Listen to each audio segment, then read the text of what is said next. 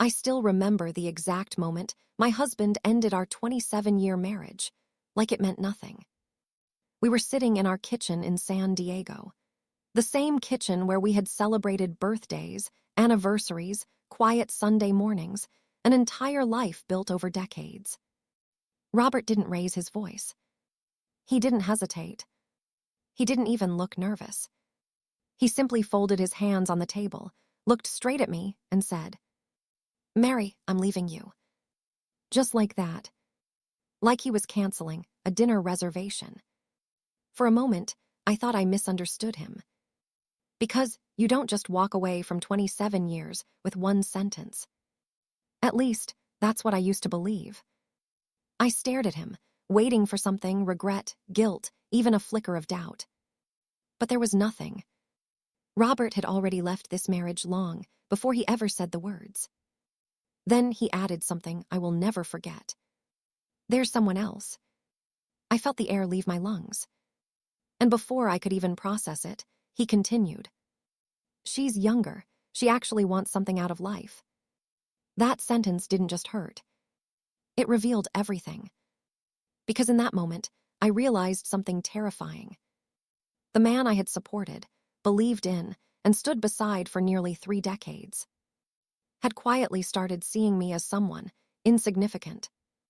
I was 54. She was 24. 30 years. 30 years of difference. "She's closer to our daughter's age than yours," I said. Robert shifted slightly. "That's not the point." But it was exactly the point. A long silence filled the room.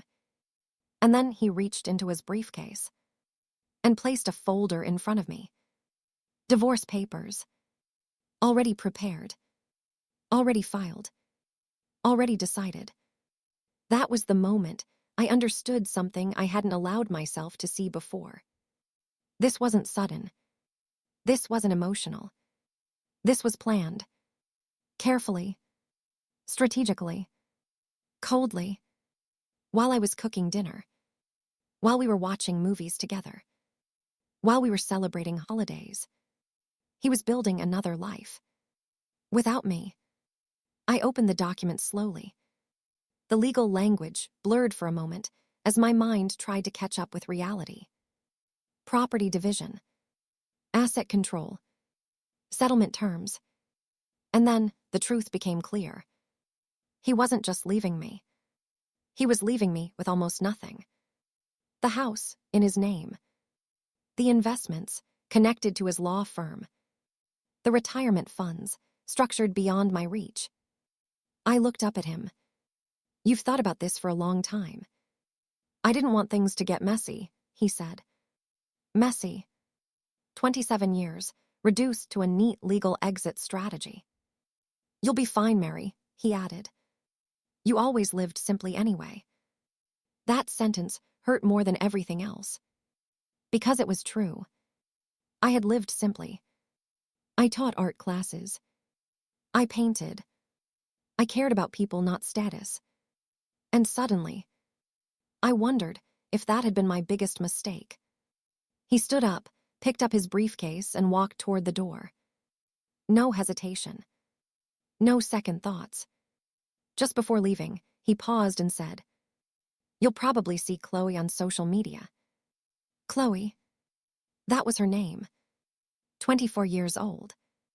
Ambitious. Exciting. Everything he thought I was no longer. And then, he walked out. Just like that. The house fell silent. For a long time, I sat there staring at the divorce papers. I thought that was the worst moment of my life. I thought the pain of being replaced, of being abandoned, of realizing your entire marriage meant less to someone than you believed. I thought that was the deepest kind of heartbreak. But I was wrong. Because what I didn't know, what Robert definitely didn't know, was that the man who walked out on me that night believed he was leaving an ordinary woman. He had absolutely no idea that he had just made the biggest mistake of his entire life. The first night after Robert left, I didn't sleep. Not even for a minute. For 27 years, I had fallen asleep to the quiet rhythm of another person breathing beside me. And suddenly, there was nothing. Just silence. The kind of silence that feels louder than noise. Around 3 a.m., I walked into the living room. Moonlight filled the space. Family photos stared back at me from the walls. There was one from our trip to Italy. We were smiling. Happy. Or at least, I thought we were. Now it felt like I was looking at strangers. By morning, my phone buzzed. It was Laura. "Mary, please tell me you're sitting down." That sentence alone made my stomach drop. "I am." "Have you checked Instagram?" I almost laughed. I didn't even have Instagram. "Why?" There was a pause. "You should." She sent me a link. And that's when I saw it. Robert, standing on a rooftop, champagne in his hand, smiling. Next to her, Chloe. Perfect hair, perfect makeup, perfect life. The caption read, "New beginnings with my favorite person." Favorite person. I scrolled further. Luxury dinners, designer clothes, beach vacations. And then one photo made my heart stop. A penthouse, downtown San Diego. Caption, "Celebrating my new home." My voice felt distant as I asked, "What is that?" Laura hesitated. "Mary, he bought that 2 months ago." 2 months. That meant, while we were still living together, while we were sharing meals, while we were sitting on the same couch, he had already built his exit. Completely. I expected to feel devastated. But instead, something else settled inside me. Clarity. This wasn't betrayal in the moment. This was betrayal over time. Carefully hidden. Carefully executed. A few hours later, a courier arrived. More documents. Formal filings. Settlement proposal. I sat at the kitchen table again. Same place. Same chair. Different reality. And as I read through everything, one truth became undeniable. Robert didn't just think I would accept this. He was certain I had no choice. Because in his mind, I had nothing. No power. No leverage. No way to fight back. And maybe the most painful part of all was realizing he had believed that for years. Then my phone buzzed again. Unknown number. "Mary Johnson, this is Thomas Reynolds. I handled your father's estate. We need to speak immediately." My father. He had been gone for over 20 years. Why now? At that moment, I thought it was just paperwork. Something small. Something irrelevant. I had no idea. That message was about to change everything. Because sometimes, the most important moments in your life don't look important at all. At first. The next morning, I drove to the address Thomas Reynolds had given me. The building was in San Diego's financial district. Tall glass towers. Quiet, polished, expensive. The kind of place I never had a reason to visit before. I felt out of place the moment I walked inside. But something told me this mattered. Thomas Reynolds was waiting for me in a large conference room. He stood up when I entered. "Mary," he said gently, "thank you for coming." There was something about his tone. Calm. Respectful. But serious. Too serious for something routine. We sat down across from each other. A thick folder rested on the table between us. My name was printed on the front. Before opening it, he said something unexpected. "Your father loved you very much." That caught me off guard. "I know," I replied softly. He nodded. "Yes, and everything he did was designed to protect you." Protect me. The word felt strange. "My father passed away over 20 years ago," I said. How could anything he arranged back then affect what's happening now? Thomas opened the folder slowly. Because, he said, you don't know the full structure of what he left behind. I frowned. I've been receiving payments from the trust for years. Yes, he said carefully. That's the part you were meant to see. Something inside me shifted. Meant to see. He turned a page and slid it toward me. The heading read, Bennett Holdings Trust. My last name. My father's name. A company I had never heard of. What is this? I asked. Thomas looked directly at me. Your father didn't just leave you a trust, Mary. He paused. He built an investment company. My heart started beating faster. How big? I asked quietly. He didn't answer immediately. Instead, he handed me another document. Read this. I looked down. At first, the numbers didn't make sense. They were too large. Too unreal. I read them again. Then again. My breath caught. This can't be right, I whispered. It is, he said calmly. How much? I asked. He held my gaze.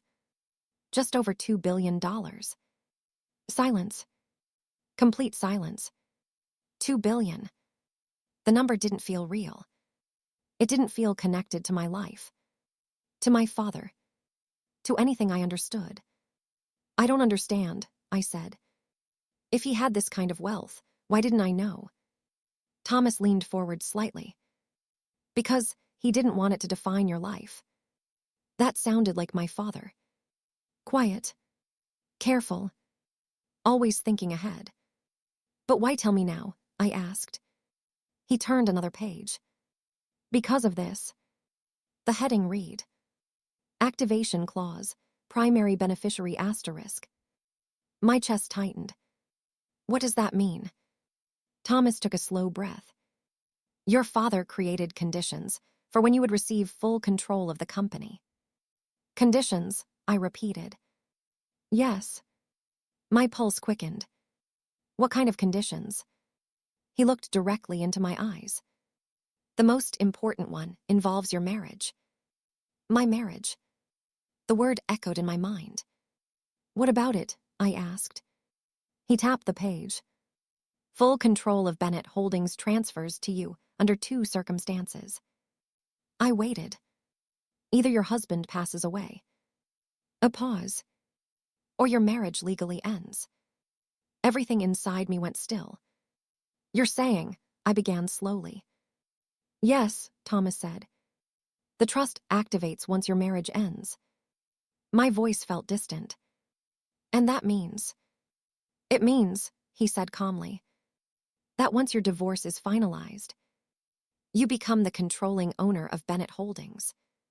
My heart was pounding now. And that's worth. He didn't need to repeat it. But he did. Approximately $2 billion. I leaned back in my chair. The room felt unreal.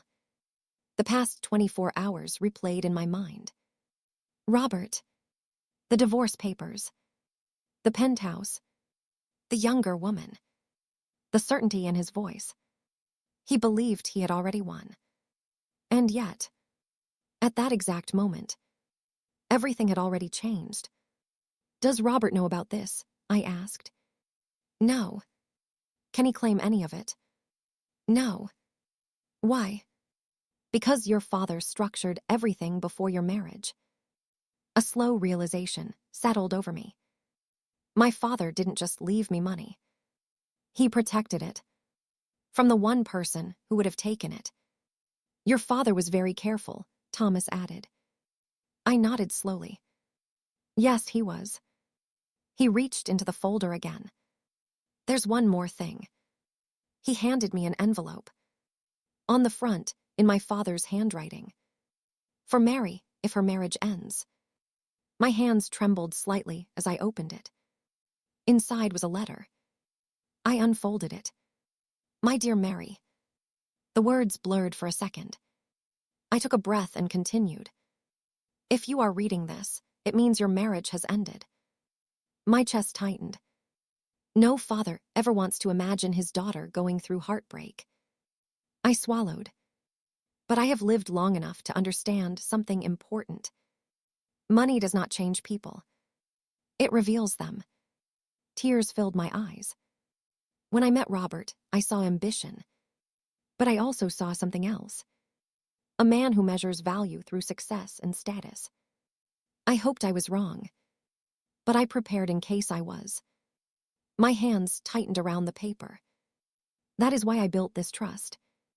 Not to control your life, but to protect your freedom. Freedom. The word stayed with me. If Robert proved worthy, you would both benefit. But if he did not, the sentence paused. Then no one would ever be able to use your kindness as a weakness. I closed my eyes for a moment. Everything made sense now. Every decision. Every detail. My father hadn't been hiding anything from me. He had been protecting me. From exactly this. I read the final lines. You are stronger than you think. The money is not the greatest thing I leave you. Your independence is. I lowered the letter slowly. For the first time since Robert walked out, I didn't feel broken. I felt something else. Clarity. Because the man who believed he was leaving behind an ordinary woman had just walked away from something he could never get back. And he had absolutely no idea. 3 weeks later, my divorce from Robert Johnson was finalized. No drama. No shouting. No emotional speeches. Just a quiet courtroom. A judge. A signature. 27 years. Ended in less than 20 minutes. Robert didn't even look at me when it was over. He stood up, adjusted his suit, and walked out like a man who had just closed a successful deal. To him, this was a win. A clean exit. A younger partner. A new life. And I let him believe that. Because sometimes, the truth doesn't need to be announced. It reveals itself. Later that day, Thomas Reynolds met me outside the courthouse. Well, he said, that's it. That's it, I repeated. He handed me a folder. The final documents. I took them. And then I asked the question that had been sitting quietly in my mind all morning. So, what happens now? Thomas smiled slightly. Technically, yes.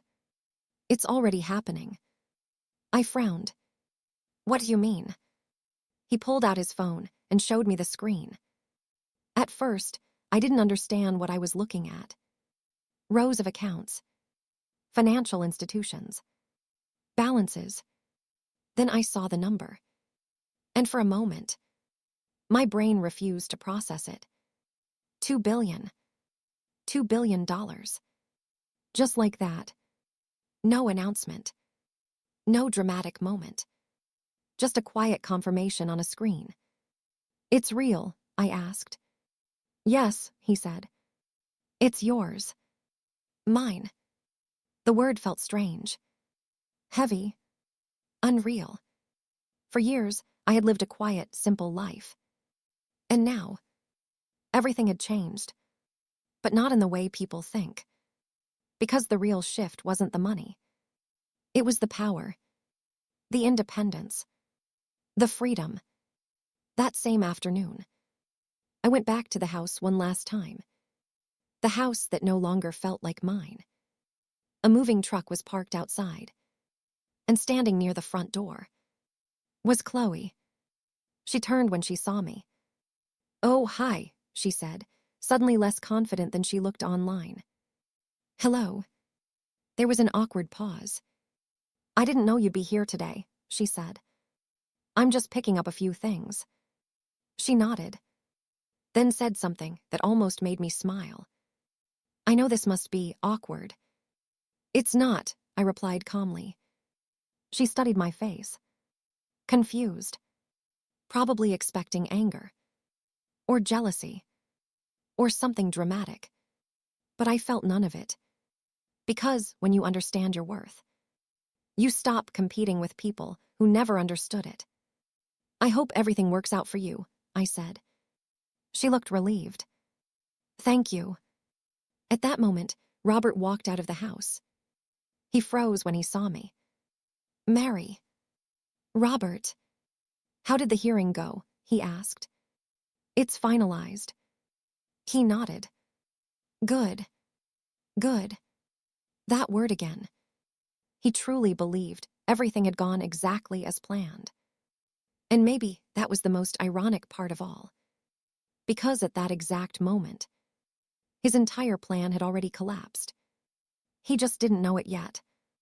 3 days later, the news broke. I was sitting in my apartment, drinking coffee, when my phone started vibrating nonstop. Messages, calls, notifications. I opened one, then another, and then I saw it. A headline. Bennett Holdings heiress takes control of $2 billion investment empire. I stared at the screen. My name. My face. Everywhere. The company my father had built in silence was now public. And with it, so was the truth. Laura called me immediately. Mary, you're trending. Trending, I repeated.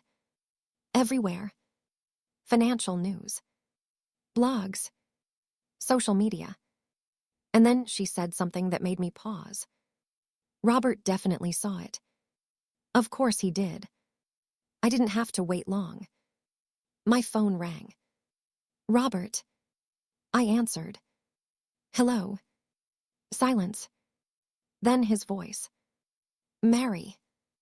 But this time, he didn't sound confident. He sounded shaken. What is this? He asked. What is what? I replied calmly. I'm looking at an article that says you own a $2 billion company. Yes. Another silence. Longer this time. You're serious? Yes. You had this the entire time. No. I could almost hear his thoughts unraveling. You're telling me you just discovered this. My father arranged it. And it activates after the divorce. Yes. Silence. Heavy. Then, the realization hit him. So if we were still married, I didn't answer. I didn't need to. He already knew. He let out a slow breath. I just walked away from. He couldn't even finish the sentence. But we both knew how it ended. $2 billion. Not just money. Power. Security. A future he believed he had upgraded from. Why didn't you tell me? He asked quietly.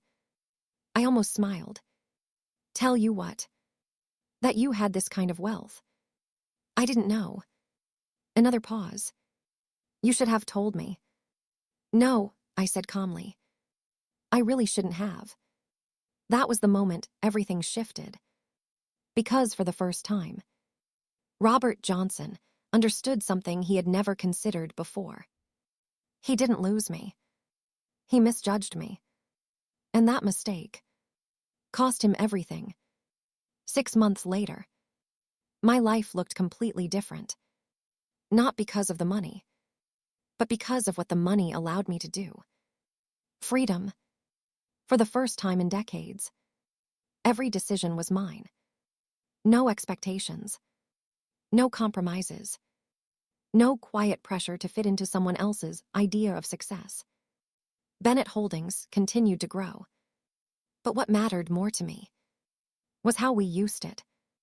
We funded medical research, education programs, creative spaces for children. One of the first things I created was an art foundation.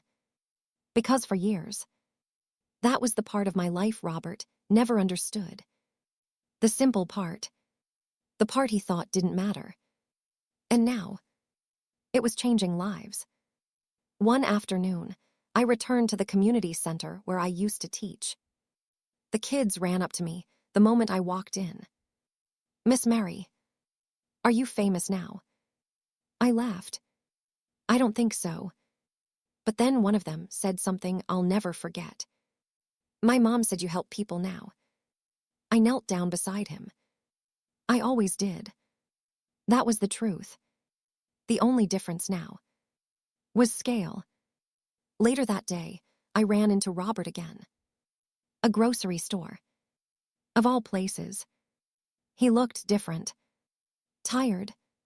Quieter. Less certain. I guess this is where I tell you I was wrong, he said. That's new, I replied. He smiled faintly. Apparently divorce can be educational. I'm sure it can. He looked at me carefully. You look happy. I thought about it. And for the first time, I answered honestly. I am. He nodded slowly. I'm still figuring things out. A pause. Then he said something that surprised me. I thought success meant having more. And now, I asked. Now I think it means not losing what you already have. I didn't respond. Because some realizations don't need commentary. I'm sorry, he said. I know. But I mean it. I believe you. A silence. Then he smiled. You know what the worst part is? What? If I had stayed married to you? I raised an eyebrow. I'd look like a genius right now. I laughed softly. That's probably true. He nodded. Instead, he exhaled. I'm the man who divorced a billionaire 2 weeks before she found out. Yes, he was. We stood there for a moment. Two people who once shared a life. Now strangers with history. I hope you're happy, Mary, he said. I hope you learned something, I replied. Like what? I looked at him. Ambition and wisdom are not the same thing. He smiled. That might be the most expensive lesson I've ever learned. And just like that, we said goodbye. For the last time. That night, I stood on my balcony, looking out at the ocean. The same ocean that had watched my life fall apart and come back together in a completely different way. I thought about my father, about everything he had done. Not just the money, but the protection, the foresight, the understanding of people. And then I realized something. The greatest thing he gave me wasn't wealth. It was freedom. Freedom to walk away from anything that doesn't value me. Freedom to build a life that reflects who I really am. Freedom to finally understand my own worth. Because in the end, this story was never about $2 billion. It was about something much more valuable. The moment I stopped seeing myself through someone else's eyes and finally saw myself clearly. So let me ask you something. If someone walked away from you because they believed you weren't enough, would you try to prove them wrong? Or would you build a life so powerful that their opinion no longer matters? Because sometimes, the greatest revenge is not proving anything at all. It's becoming someone who no longer needs to.